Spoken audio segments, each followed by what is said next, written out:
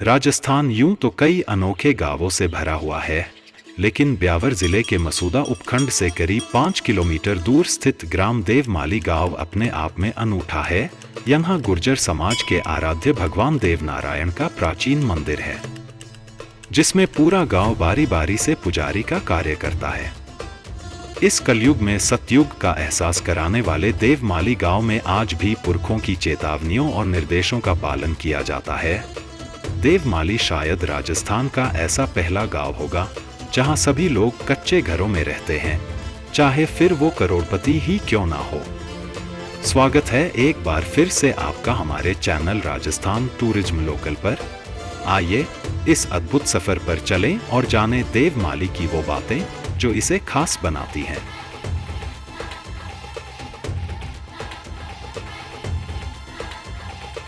अरावली की पहाड़ियों में बसे देवमाली गांव की कई विशेषताएं हैं। इस गांव में भगवान देवनारायण का एक मंदिर है। यहाँ कोई भी पक्का घर नहीं है। यहाँ के लोग भगवान देवनारायण के वचनों के मुताबिक कच्चे मकानों में रहते हैं। यहाँ मांसमदिरा का सेवन वर्जित है। यहाँ के लोग शाकाहारी हैं। यहाँ नीम की लकड़ी जलाना और केरोसिन का इस्तेमाल भी नहीं किया जाता। यहाँ के लोग पशुपालन से अपना गुजारा चलाते हैं। यहाँ के लोग सुबह सुबह पूरी पहाड़ी के चारों तरफ नंगे पैर परिक्रमा करते हैं। यहाँ के लोग गांव की जमीन को भगवान देवनारायण का भूभाग मानते हैं। इस गांव में शिक्षा का मंदिर, स्कूल भी है। इस गांव में गांव के लोगों की परंपराओं का सख्ती से पालन किया जाता है। इस गांव को भारत सरकार ने बेस्ट टूरिस्ट विलेज घोषित किया है। इस गांव में अक्षय कुमार की फिल्म जॉली LLB 3 की शूटिंग भी हुई थी। यह गांव अपराध मुक्त है। गांव में आज तक चोरी की कोई घटना नहीं हुई। देवमाली गांव की पहाड़ी पर गुर्जर समाज के आराध्य देव भगवान देवनारायण भगवान का मंदिर है। यह मंदिर पूरे गांव की आस्था का सबसे बड़ा केंद्र है।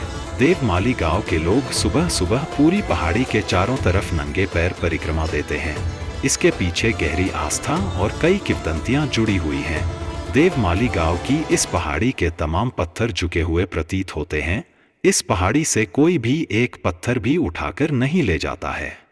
गांव के लोगों की माने तो भगवान देवनारायण जब यहाँ आए थे तो वे ग्रामीणों की सेवा से बेहद खुश हुए थे। भगवान देवनारायण ने गांव वालों से वरदान मांगने के लिए कहा तो उन्होंने कुछ नहीं मांगा।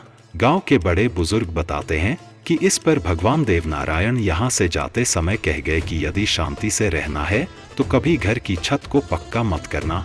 बस तभी से इस गांव में किसी ने घर पर पक्की छत नहीं डलवाई। देवमाली के ग्रामीणों के अनुसार बीच में कई लोगों ने इसे अंधविश्वास मानते हुए घर पर पक्की छत डालने की कोशिश की, लेकिन उनको कोई न कोई नुकसान उठाना। बस उसके बाद किसी ने फिर ऐसा नहीं किया। सभी ग्रामीणों अपने बुजुर्गों की इस बात की गांठ बांध ली। यही कारण है गांव में चाहे कोई लखपति हो या करोड़पति, सभी के घरों की छतें कच्ची ही है। देवमाली गांव की ये विशेषताएं इसे अन्य सामान्य गांवों से अलग करती है। भगवान देवनारायण गोमाता की सेवा करते थे, जिससे गांव में पशुपालन को लेकर खासा लगाव है। पशुपालन के सहारे यहाँ के ग्रामीणों का जीवन चलता है। करीब 1500 लोगों की आबादी वाले देवमाली गांव में केवल गुर्जर जाति के लोग ही रहते हैं। इनमें भी लावड़ा गोत्र के लोग यहाँ रहते हैं और अपने आराध्य देव देवनारायण के साथ प्रकृति की पूजा करते हैं। देवमाली की एक भी इंच जमीन गांव वालों के नाम नहीं है। ग्रामीण पूरी जमीन भगवान देवनारायण की मानते हैं। गांव में मात्र सरकारी भवन और मंदिर पक्के हैं और मान्यता है कि देवमाली में भगवान देवनारायण का विक्रम संवत 999 में अरावली पर्वतमाला की श्रेणी से आगमन हुआ। उनके आगमन पर ग्राम सहित आसपास के क्षेत्र के पहाड़ एवं पत्थरों ने एक तरफ झुककर उनका अभिनंदन किया था।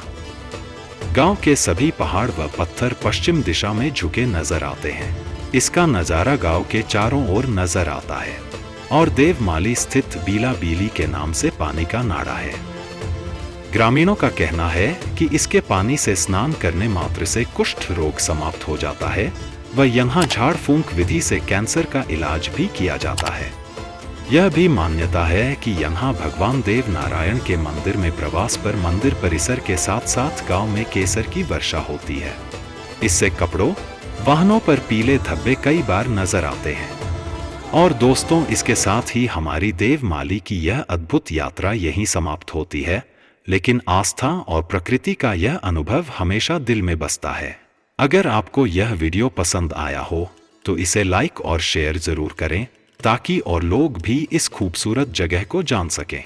हमारे चैनल को सब्सक्राइब करें और बेल आइकन दबाना न भूलें, ताकि आप हमारी आने वाली ऐसी ही और रोचक कहानियों और जगहों की यात्रा का हिस्सा बन सकें। धन्यवाद देवमाली के इस सफर में हमारे साथ रहने के लिए। मिलते हैं बहुत जल्दी एक नए सफर के साथ, तब तक खुश रहिए।